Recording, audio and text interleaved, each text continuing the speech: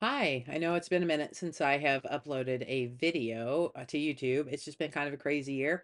And last year I did get the foundation laid, and I don't know, I'm not sure I'm quite in the right position to promise that this is going to be consistent, but I thought for today I would go ahead. I was feeling the cards and I'm feeling very Halloweeny. So I thought I'd pull some cards today for each.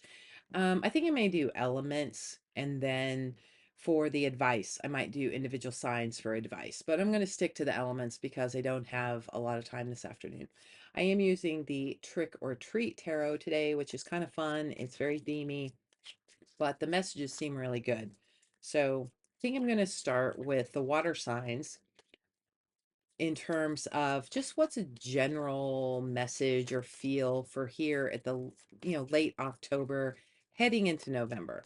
Of course, everything is crazy right now out there, and I'm sure a lot of us are finding it hard to move forward, know how to move forward, keep our attention focused. But it's worth noting that if you wanted to look up something extra in the astrology realm that might be interesting to kind of read about, is there is a grand trine happening right now in the sky, and so we are just very impacted right now by the signs of Scorpio, Pisces, and Cancer, those water signs. That's why I'm starting with them. So the emotions are kind of all over the place, but there's so much we can learn when we really look into how the how our emotions are affecting um our daily lives, the way we think, the way we feel, the way we sleep, it's important to get a handle on how you feel in the moment. So it's that grand water trine is really interesting right now, and it's certainly going to bring us some pretty good things. But let's see. So for water signs, Cancer, Pisces, Scorpio, what's a general feel of some of the energy that you could be expecting right now? All right. Now, all three of these cards came um in the reverse. And I think I'll show them to you in the upright, but we have the Four of Cups in reverse, and here it is in the upright. And I'm sorry for the glare. It just is what it is today. The Four of Cups is a card usually of emotional apathy. Fours are all stability. And in this realm, it's that we're not necessarily there's this here, it's more of an overindulgence, but it's that kind of lethargy that comes with us not necessarily caring a lot about how we're feeling in the moment. Like we could be sour about things, nothing could satisfy us. We're kind of just out of sync with that emotional realm. When it's in reverse, it's kind of the opposite. We begin to care about how we feel. We begin to prioritize, I think is the word I was looking for, prioritize our feelings. Then the Nine of Swords in reverse. Upright, this is the card of anxiety, the metaphorical monster under the bed, right? The things that keep us up at night, the things that worry and kind of plague our mind. But again, in reverse, this is a much better energy where we don't have things to fear. We handle that anxiety dissipates, or we decide not to buy into it. So these two cards together are pretty good for the energy that you can expect to come here with the end of October as we head into November. Is we begin to put our emotional well-being as a priority, and we subdue some of those anxieties and the fears that we have. Now, the other card that came up is the Knight of Cups in reverse. Upright, this is a very loving, friendly gesture. Knights are all action takers. So it's the action of leading with your heart. And when it's in reverse, it really has to do with um it can be an energy of envy or jealousy or insincerity.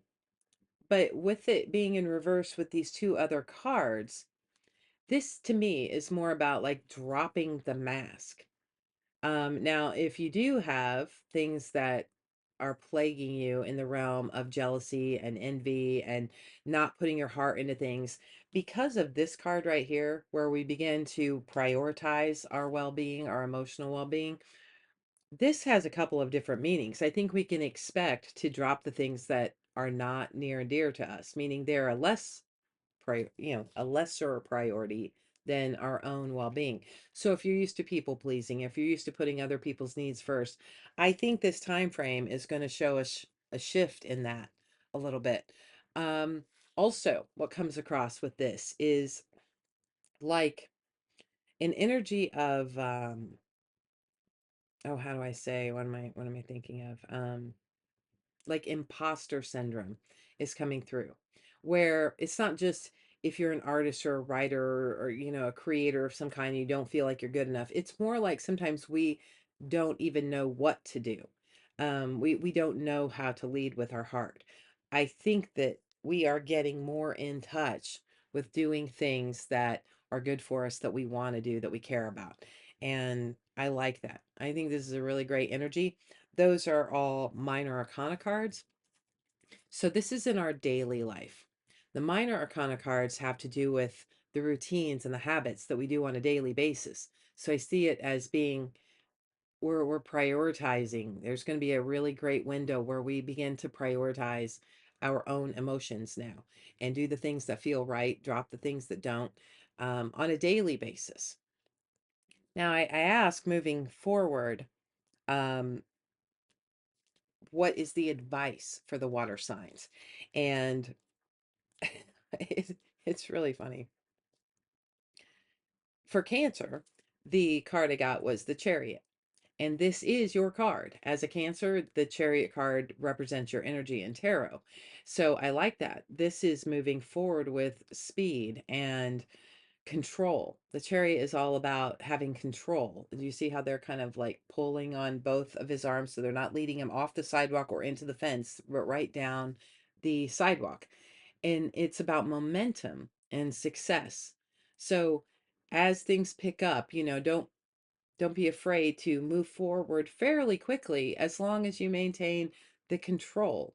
Um, keep your hands on those reins, but definitely look forward to faster progress than maybe that you've seen.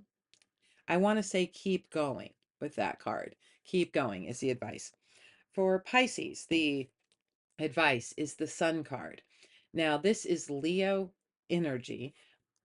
And what the Sun card is all about, I mean, this is one of the happiest, best, joyful cards in the deck. This is following and basically following your bliss. This is being happy. This is choosing joy.